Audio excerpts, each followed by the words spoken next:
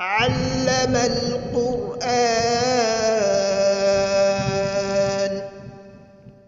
خلق الإنسان. أعوذ بالله من الشيطان الرجيم. بسم الله الرحمن الرحيم. رب اشرح لي صدري ويسر لي أمري واحلل عقدة من لساني يفقهوا قولي.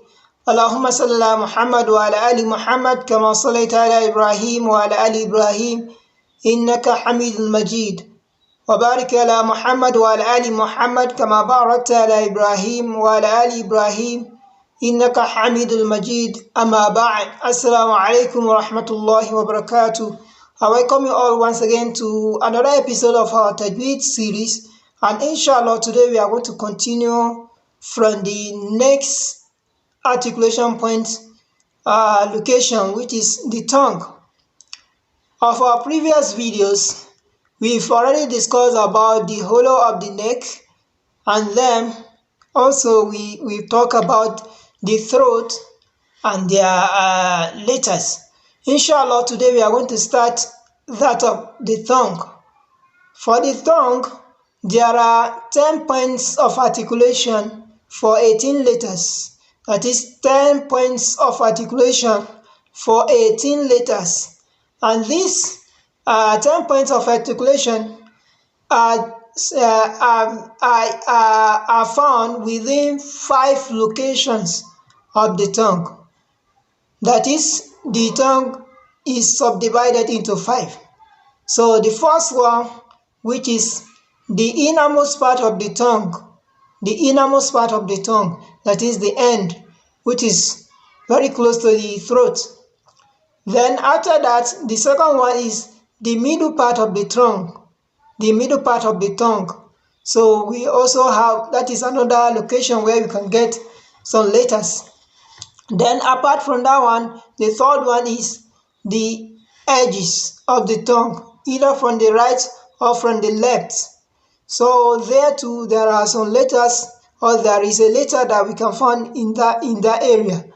Then apart from that one, we have the surface of the tip here. There too, there are certain letters that emanate from that area. Then the fifth one, which is the tip of the tongue, or the apex. So these are the 5 areas where we can get all these 10 points of articulation for the 18 letters we are going to talk about, inshallah. And today we are going to start with the first one, which is the innermost part of the tongue. So we are going to know the letters that emanate from that area, as well as give their examples by the will of Almighty Allah.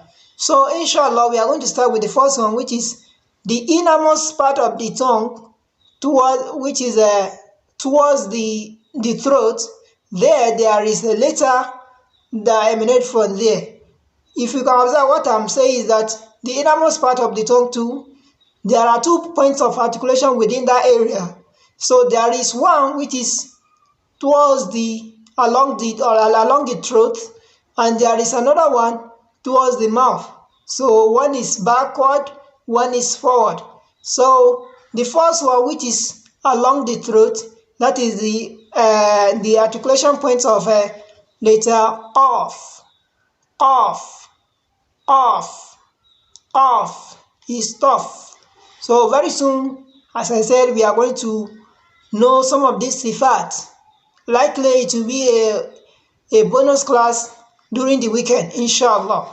So we are going to talk more about the sifat of these letters, but now we want to know the points from where they are coming out.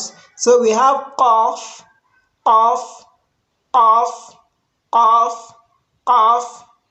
So then the second one, which is toward the mouth, is letter calf.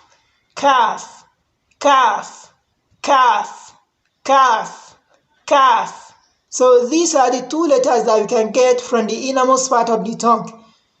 So the first one, let's place a fatha on it, which is letter qaf.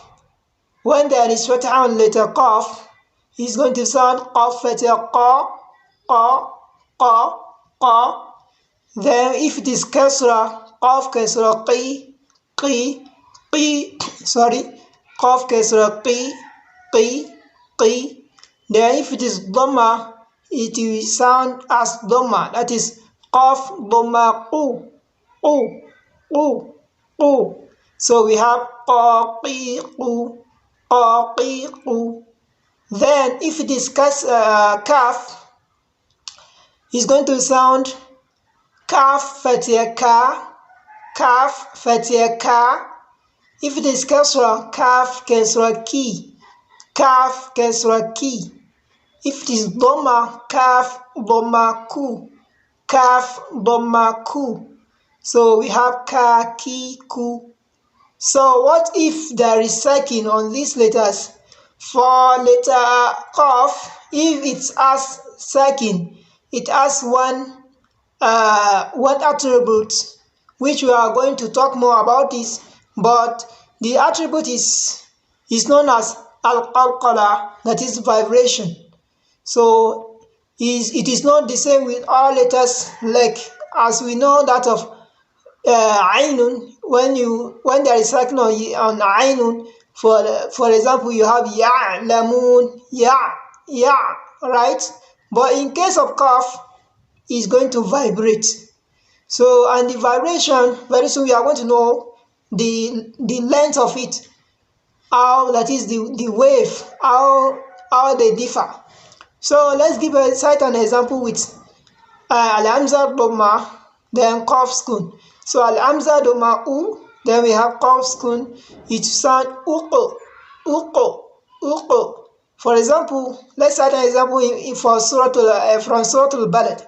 أعوذ بالله من الشيطان الرجيم بسم الله الرحمن الرحيم لا أقسم بهذا البلد.